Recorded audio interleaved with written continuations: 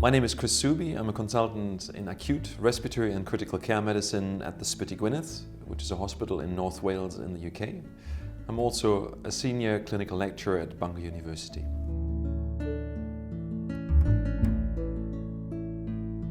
A safe system has always got redundancy built in.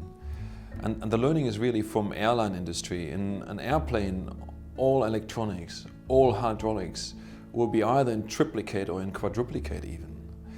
Whereas in healthcare, it's one nurse talking to another nurse, talking to another doctor. And if any of these has got a bad day, a bit tired, a bit off color, and they miss an important detail in a patient's care, there's no coming back.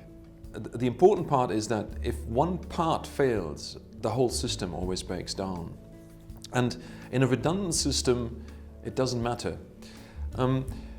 So if you got, for example, the electronics in a plane going down, one part fails, the other part takes over straight away, you will not notice it, the plane will not crash. And in healthcare, we can do the same thing, and we just finished a clinical trial with an advanced monitoring system in IntelliView, a Guardian solution from Philips, where we've got, as soon as vital signs are entered at the bedside, the signal is transferred to a central screen in the nursing station and onto paging devices of a medical emergency team and senior clinicians.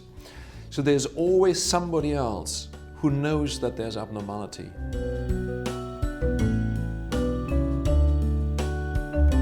This was the Vital 2 study. We had 2,200 patients in the control phase over a year, and then 2,200 patients about in the intervention phase. So when we switched the system on, and we were able to communicate these vital signs much more fluidly around this, the healthcare continuum, we start to have different conversations. So the medical emergency team doesn't have to ask, is there anybody that you're worried about? They know. And they then ask the nurse looking after the patient, are you worried about this patient? Is there anything that we can help you? And I think the important thing for me is that's a social intervention. This is not about technology, this is about how people work together and how we communicate with each other.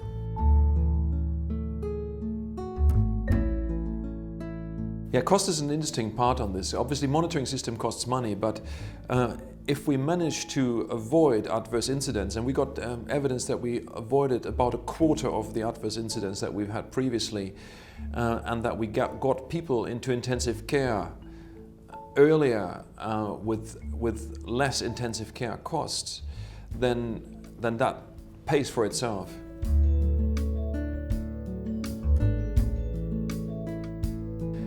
I think hospitals need to first see where their problems are, but we know that especially in the higher risk patients, most institutions will have a problem. And it's a matter of getting the right monitoring system for your facility, but then having the team carry that. And I think we're using really technology to try to change culture. That's for me very important. So by having more conversation, there is a shared image of what does safe care look like. What patients do we need to worry about? How can we support those patients? So it drills down from having very diffuse information on lots and lots of patients to where does our information matter? Where do we need to really put resources in?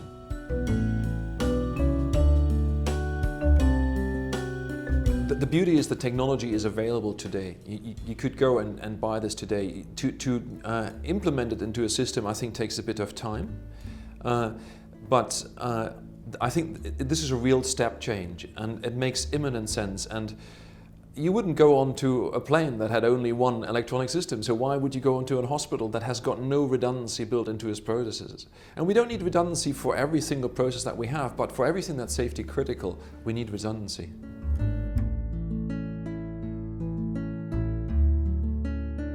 My dream is that patients have got the same information, because I think if patients understand where the problems are, they will nudge us, they will encourage us to do the right thing. So my dream is that the patient actually has got the monitor and the alert system and is able to tell their relative at home, I've just had an alert, and the relative will ring the hospital and say, what is happening with my family member?